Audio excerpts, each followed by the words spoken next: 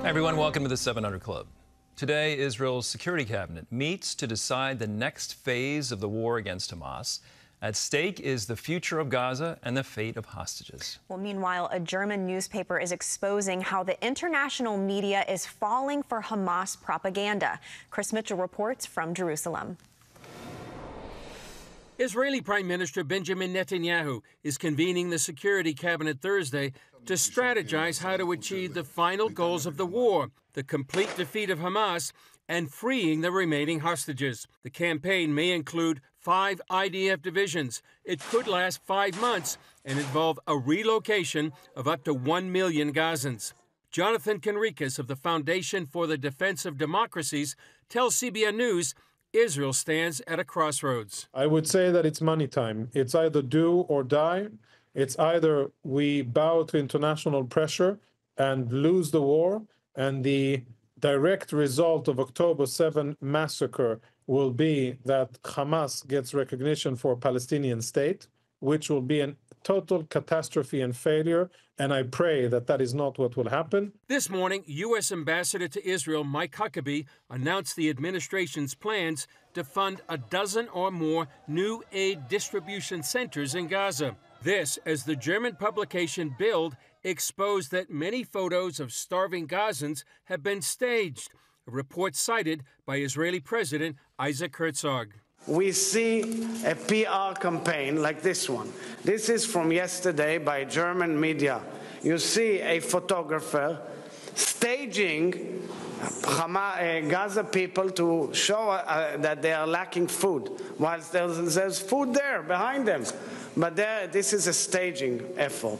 I saw the report by Bild, and I wasn't surprised. I've seen this for 15, 20 years of Gazan or otherwise Palestinian photographers, some of them working for reputable news agencies like Reuters, AFP, AP, and many others. They doctor images, they orchestrate them, and the term Gaza wood or Pallywood wasn't invented this war. It's something that has been going on for decades, if not more than a generation. The Palestinians are really masterful at not only fabricating visuals and imagery, but also knowing who to peddle it to and to find the useful and lazy idiots in international media to use it and then to shape hearts and minds and even get real-world results. Gaza wood or Pollywood refers to how Hamas and others stage scenes to manipulate the media. Sadly, Hamas is manipulating international media. Really, they have them around their little finger, feeding them, baked stories and cooked images. Chris Mitchell is with us now from Jerusalem. Chris, welcome. What more can you tell us about the Israeli military plan and what it means for the hostages and future of Gaza? Well, Andrew, it's a phased plan. It would include the evacuation of Gaza City, the central place there in northern Gaza. About half of the population of Gaza currently live there, about 900,000 to 1 million Gazans. That's why you see videos of cafes, markets that have been relatively untouched by the war. They're going to give them notice for them to leave. And then a few weeks before there'd be a military operation, what that does, Andrew, is give them time to prepare the infrastructure for those people in central Gaza. That would include setting up hospitals and camps, and then taking over Gaza City militarily. On the other hand, President Trump will be presumably making a speech accelerating aid to Gaza. That's in coordination with Israel. And then those, as we said, those aid centers would increase from 4 to 16, as Ambassador Huckabee announced, and then $1 billion in funding from U.S. and other countries.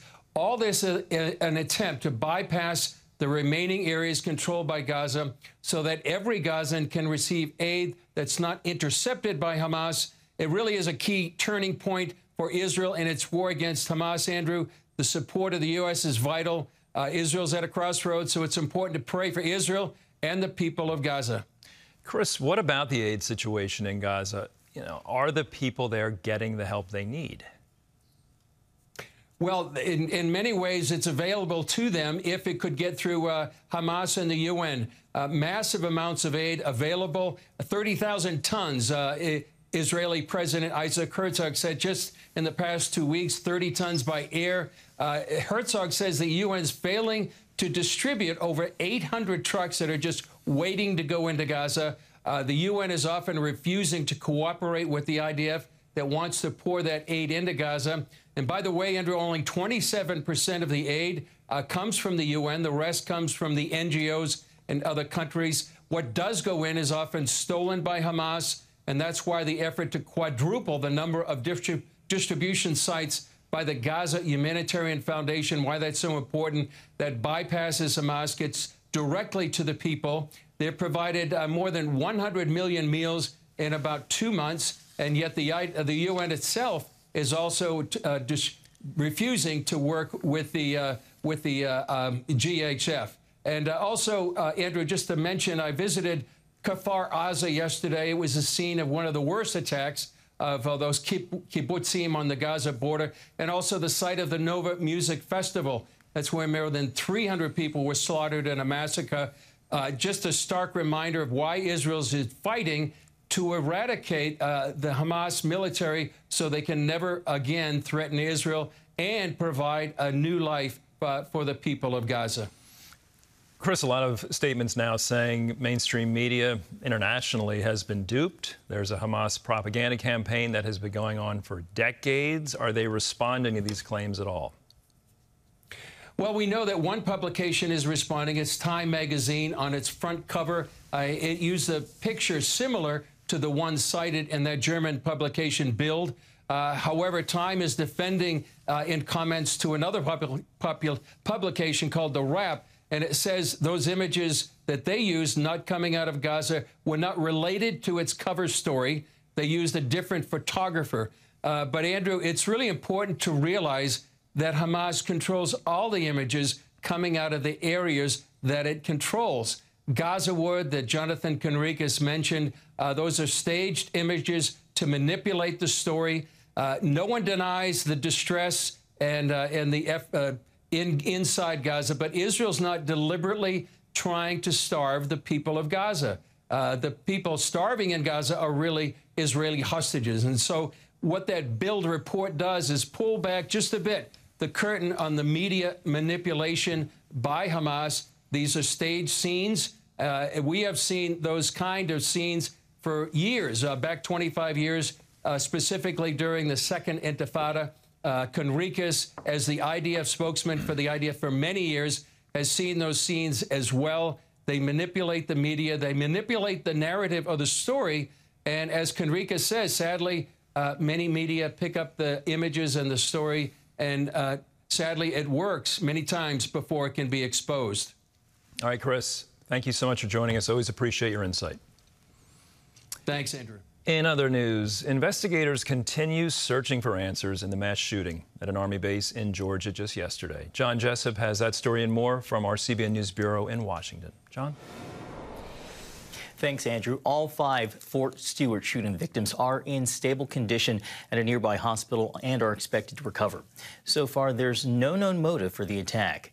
The Army base, about an hour away from Savannah, was put on lockdown after shots rang out shortly before 11 a.m. Officials say the 28-year-old suspect, Army Sergeant Cornelius Radford, used his personal handgun in the attack. The victims were treated on site before being rushed to the hospital. His soldiers in the area that witnessed the shooting immediately and without hesitation tackled the soldier, subdued him, that allowed law enforcement to then take him into custody. I would also like to thank the brave soldiers who immediately intervened and subdued the shooter. These soldiers, without a doubt, prevented further casualties. The FBI is assisting in the investigation. The sergeant had no disciplinary record with the military, although he did have a DUI unknown to his chain of command. Well, an update in the efforts to end the war in Ukraine. The Kremlin has confirmed that President Trump and Russia's Vladimir Putin will meet in the coming days. The announcement coming after what the president called a productive meeting between Putin and Special Envoy Steve Witkoff. The president responded to a question Wednesday about a potential meeting between the Ukrainian and Russian leaders. Have Putin and Zelensky agreed to a summit yet? And where and when would that be? Well, there's a very good prospect that they will. and we haven't determined where, but we had some very good talks with President Putin today. That road was long and continues to be long, but there's a good chance that there will be a meeting very soon. Ukraine's President Zelensky, who spoke with President Trump after Witkoff's meeting, says Russia seems more inclined to a ceasefire. The news coming just days before President Trump's deadline before more sanctions kick in against Russia. Andrew, back over to you. Well, they may be reporting he's more inclined to a ceasefire, but remember, they're in the middle of a summer offensive and gaining territory. And just a few days ago, Putin talked about how people are disappointed with the fact that peace has not happened yet. And he said all disappointments come from inflated expectations. We need deep conversations, this is what Putin said, not in public, but in the silence of the negotiating process. And it looks like he's going to have his chance for that very soon.